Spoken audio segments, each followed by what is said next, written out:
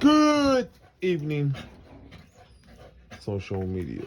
It's two of those fuckers over there. Good boy. Good dog. There you go. That's my dog. That's my dog. That's my dog. You work it out, son. Hey, no chewing, son. Let's work. Truly, I take you off of there. No chewing. There you go.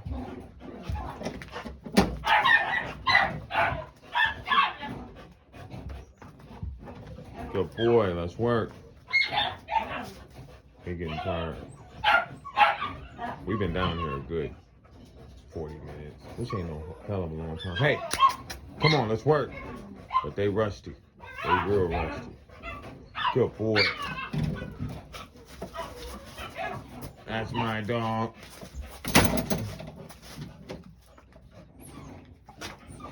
Let's go, Gizer. Let's go, Gizer. And that's just a tie-on strap from the hardware store. That's all that is. You can see. Good boy. Let me see if I can get this other one without him. Good dog. There you go.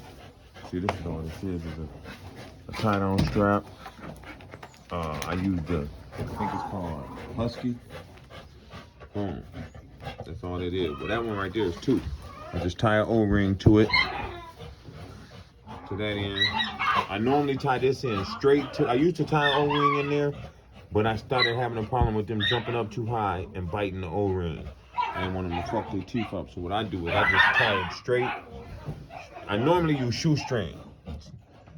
If you use shoestring and you tie it really, really close, like don't leave no slack, just tie it straight to the high, really, really close.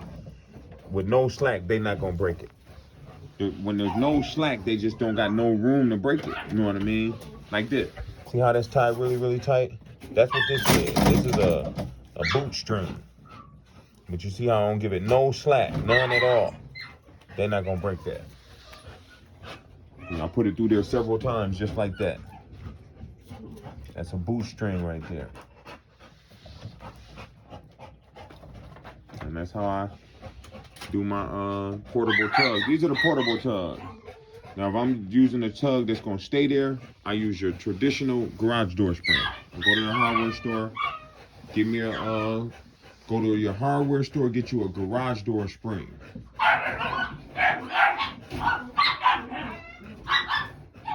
And do the same thing as I did right here with the tie-on strap. The thing about the garage door string, it's gonna have more pullback. You know what I mean? It's gonna have more resistance to it. If you get the right, you gotta get the right size. So don't get no little rinky-dink ones.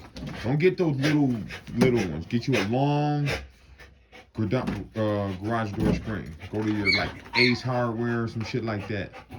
I went to Home Depot, they didn't have them. You gotta go to them little hardware stores like Ace or some shit like that.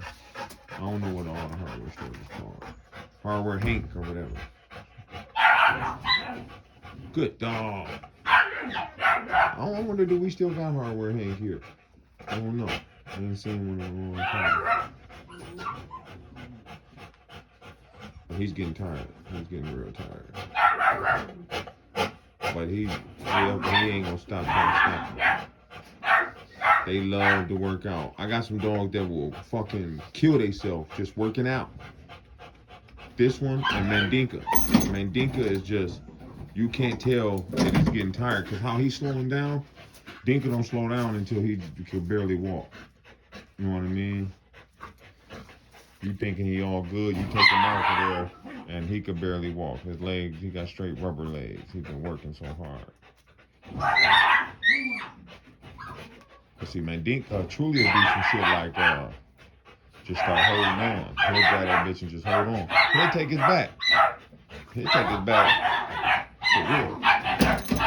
Like you'll see him purposely go in there, make a move, and take his back. He likes to work at the bottom. But that's a different story. That's a different subject. We're talking about the string.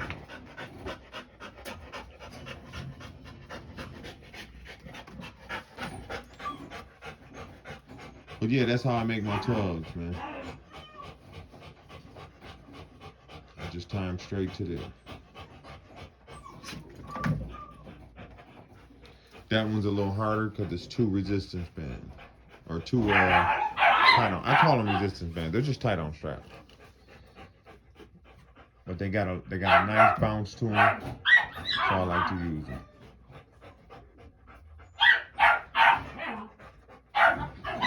The reason I don't put a traditional spring in my house, they make too much fucking noise, man. They make a lot of noise. Like this makes a lot of noise. My wife can hear this all upstairs. My other dogs they probably up there whining like a motherfucker. I got 2 dogs on the floor just above this, and then I got another one on the, on the second floor, on the third level from here. But this is the basement. It's really just 2 stories. It's a 2-story house with a basement. So I ain't trying to claim I got this big 3-story house, because I don't.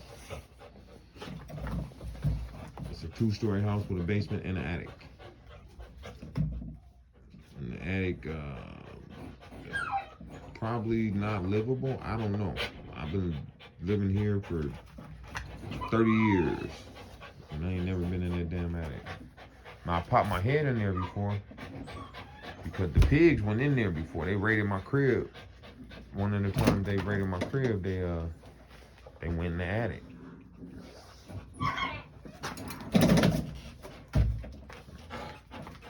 So the damn insulation shit was all on my floor. Some bullshit. Hey man, I remember one time. So we had somebody shot at my crib one day, right? Now, to this day, I think it was some perfect strangers. This is what I think happened. Let me tell y'all what I think happened.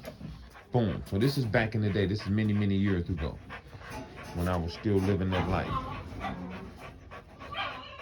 I'm chilling in the crib. Boom, I hear boom, boom, boom, boom, boom, boom, boom, boom, boom, boom. Motherfuckers banging on my door. I go to the door. It's the pigs. They're like, can you step outside? I'm like, for what?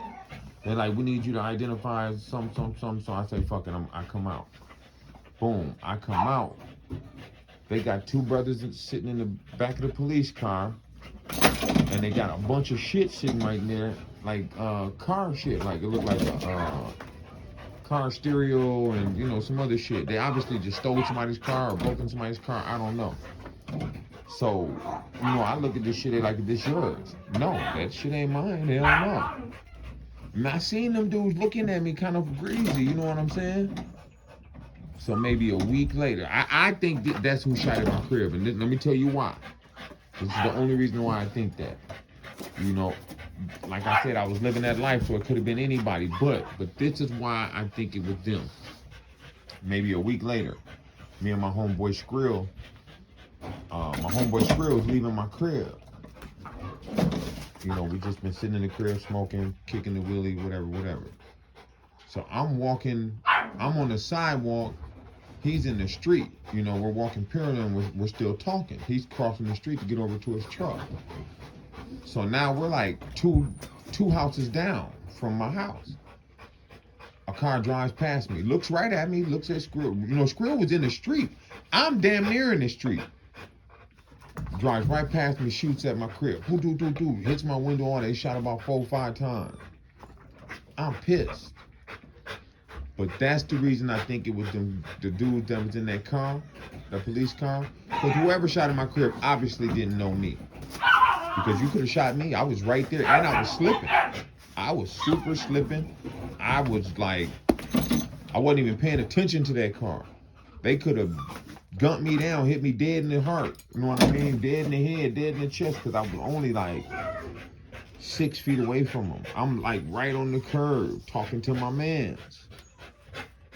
So to this day, I believe that it was them cats in that police car, and I guess they had a twisted, distorted, fucked up thought process, and they felt like, I was wrong for not claiming that shit. It's crazy, but people think like that. This is probably 95. I'm downtown. We hustling, it's hustling season. Me and my homeboy was me and my homeboy 6-pack. Me and my homeboy 6-pack. We just got downtown. Boom.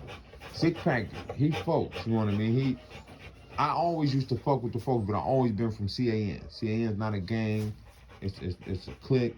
So we was all from different, you know, not all of us, but it was a bunch. Mostly all the CANs was vice lords. Me, Perk, and Do Dirty was all BDs. You know what I mean? But anyway, 6-pack's GD. But me and 6-pack is real cool. So me and 6-pack is I'm from CAN though. I'm not a BD. Let me just put that out there. I'm not, you know, I'm grown. I'm 48 years old, but I'll always be from CAN. That I'm not active. You could diss me and I wouldn't give a fuck. You know what I mean? If you diss the hood or whatever. But anyway, I don't even know how I got on that. So me and 6-pack just get downtown. I don't know if we caught a bus, caught a cab. I think we caught a cab. So as soon as we get out, I see the homies, my homies from CAN. It's like 5 of them. It's Big Ray, it's Big Way, Fat Rod, and a few of the other homies. So right as we walking up to them, the pigs just pull up. This is when it's hot downtown. Back then, niggas used to go downtown and hustle. Sounds crazy, right? But that's what we did. So the pigs pull up. They just hop right out. Bam, start grabbing people. I just keep walking. By the grace of God, they didn't grab me. I had a 1/4 ounce in my pocket. I had a fresh pack in my pocket. So I just keep walking. Boom. I try not to even look back, even though I want to look back. You know what I mean? I want to look back because I want to see how close they are to me. But I just keep walking like I'm not with them. You know what I mean? So they grab all them. Boom. All right, come on. You done, son. So they grab all the homies. They grab 6-pack. So as I'm walking, as I'm walking, I see my man Reggie. So me and my man Reg, come here, Truly. Me and my man Reg, we grew up. Leave that alone. Sit. Me and my man Reg, we know each other from when we was little kids. Sit. When we was little kids, you know what I mean? Sit, man, sit. I'm not gonna keep telling you. Stay. So we know each other from when we was little kids. Reg's father was a pastor. But Reg wasn't really in the streets, but he was real popular with the niggas in the streets. You know what I mean? Because he had nice shit. He had a car early. He wasn't no chump. He had hella bitches. No fat nigga, but the bitches loved him. Little fat brown skinned brother with a jerry curl. But the bitches loved him. So anyway, I see my man Reggie. I tell Reg, I said, listen, man, I'm walking down here. I said, the pigs is hot down there. I said, don't go back down. Don't go down there, man. But like, he done started hustling and shit, but like I said, Reg's not really in the streets like that. So, you know, it's like I said, it's 95. I graduated in 92. So it's probably 94. It's either 94 or 95, right in that area. 93 to 95. So his father done passed, and he done started venturing off into shit he didn't grow up doing, right? So instead of heeding my advice, I think he think I'm trying to play him like a sucker, and I don't want him to go down there and get no money, I guess, because he kind of looked at me funny. I'm telling him, I'm not going back down there. I'm going down here. So I walk down by where the arcade is. I'm really trying to figure out if there's somewhere I can hide this shit, and I can walk back down there and see what's going on. Boom. So, long story short, Reg gets gaffled. I brought this up because I was talking about the sick, twisted, distorted thought process people be having. Like the brothers in that car that I believe shot at me. I believe they felt like I was wrong for not claiming that shit. So they was going to get me.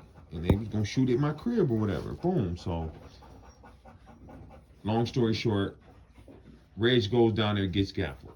They put him in the same police car, 6-pack. 6-pack's not cuffed. Now, at the time, I told 6-pack I would have done it. Now that I'm older, I wouldn't have done it. But at that age, I was about 19, 20, I would have done it. You know, I just would have done it. That's just who I am. Boom. So Reggie's asking him to dig in my pocket Get that work out my pocket, man. Just throw it on the floor or whatever. You can even throw it on my side. I don't know if he said you could throw it on my side or none of that shit. But he's asking him to get it out of his pocket. Six Pack telling him, I can't do that, man. I can't do it. I cannot do that. You know what I mean? So I'm telling Six Pack, man, I would have done that, Joe. Why you ain't do that, folks? Woo, woo, woo. Nah, G. What if the nigga started screaming, oh, he's putting something in my pocket, he's putting something in my pocket. And all of that's true. You know what I mean? All that could have happened. You know what I mean? Move, get back. Sit. You know, Six Pack from the go, he probably done dealt with way more grimy, dirty, rotten motherfuckers than me. And that's the type of shit that they might would have done. At the time, I'm thinking I would have done that. So anyway, he told me that night. He like, man, I think I'm gonna have to fight him, man. I'm like, what? He like, man, he was looking at me like, he had a look in his eye like he wanted that beef. I'm like, hell no. Now, like I said, I've never known Reg to be no hoe, but I didn't know him just to be no fighter either. You know what I mean?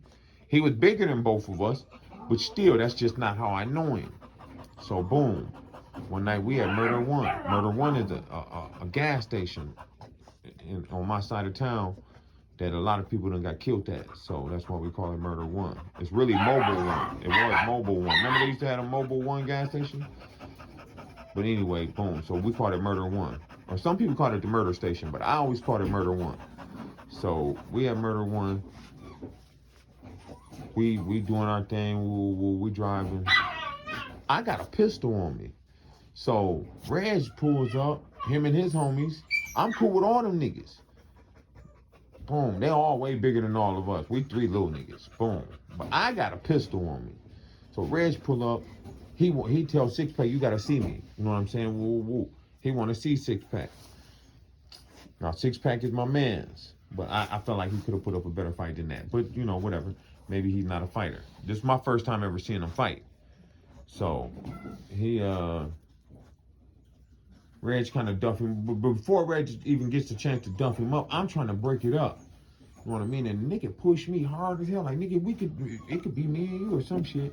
So I'm telling Reg, man, you better chill out. So now I'm hot. Boom, I run to the car to put the strap up. Because I don't want to pop Reg. I grew up with Reg.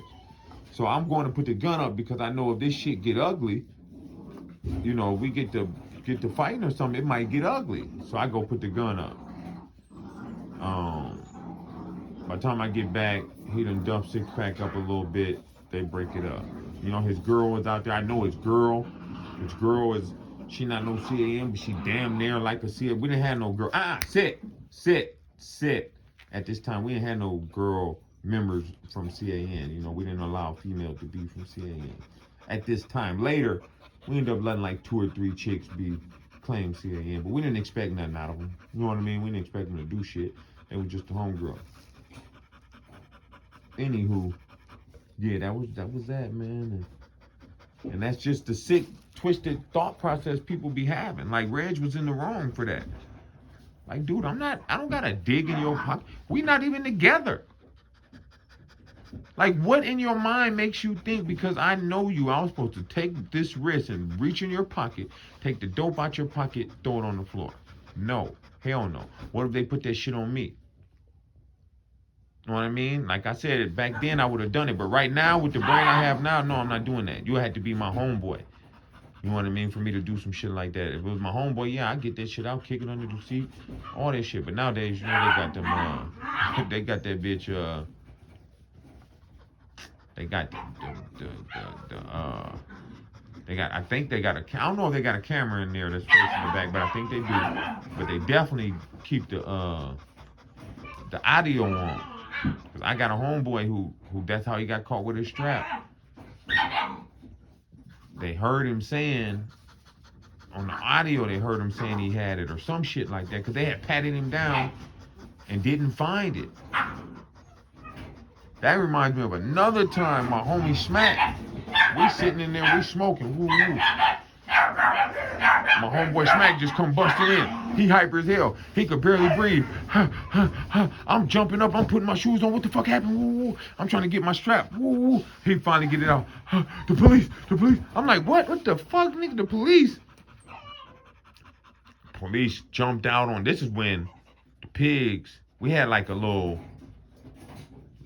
we had a little time when the pigs would just jump out on you, you know, grab you, search you, pat you down. That happened to us when we was young. You had to be like in the hot area. But then once we got a little older, it came from New York. It was called Code 4. But they abolished that shit kind of quick. I think that shit lasted about a year. They called it Code 4, where they could just, if you look suspicious to them, they could jump out and search you. They was doing everybody like that.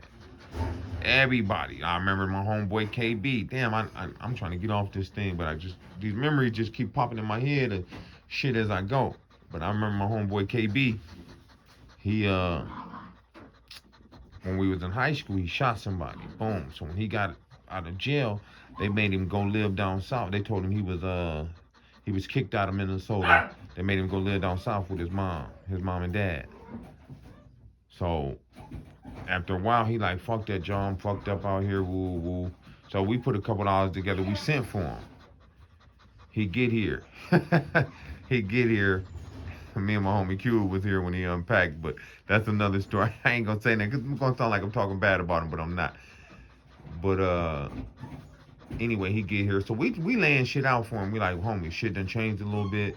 You know what I mean? It's certain area when you over there hustling, don't be having that pistol on you. You know what I mean? I know you wanna feel protected or whatever, but we like, man, the pigs is jumping out on niggas. They got this shit called Code 4, yada, yada, yada. He not even supposed to be here in Minnesota.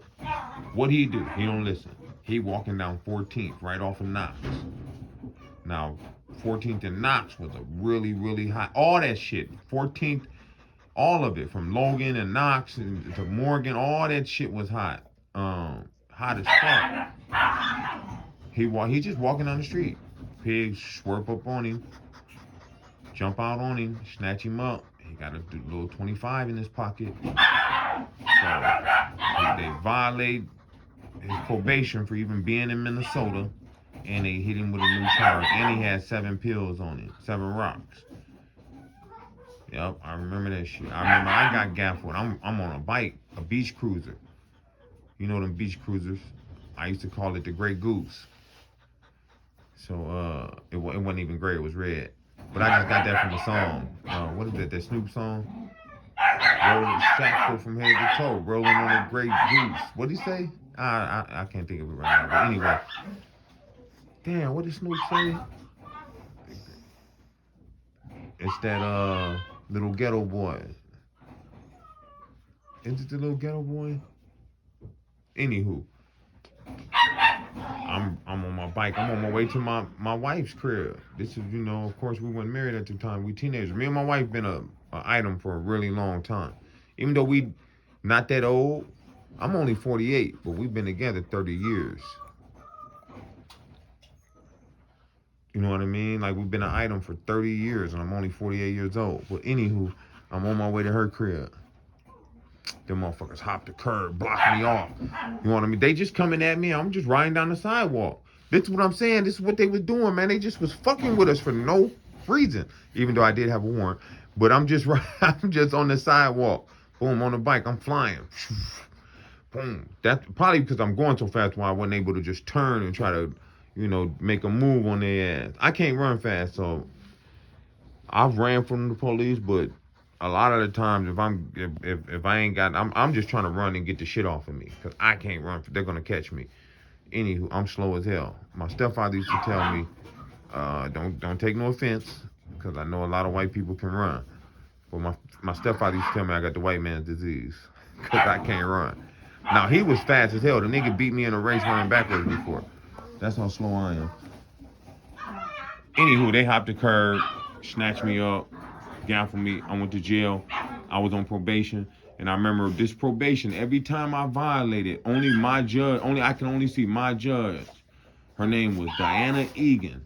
And she barely ever fucking worked. She was like on the verge of retirement. So every time I got gaffled on that, I sat in the county for at least 7 days. And I was on that probation for some years.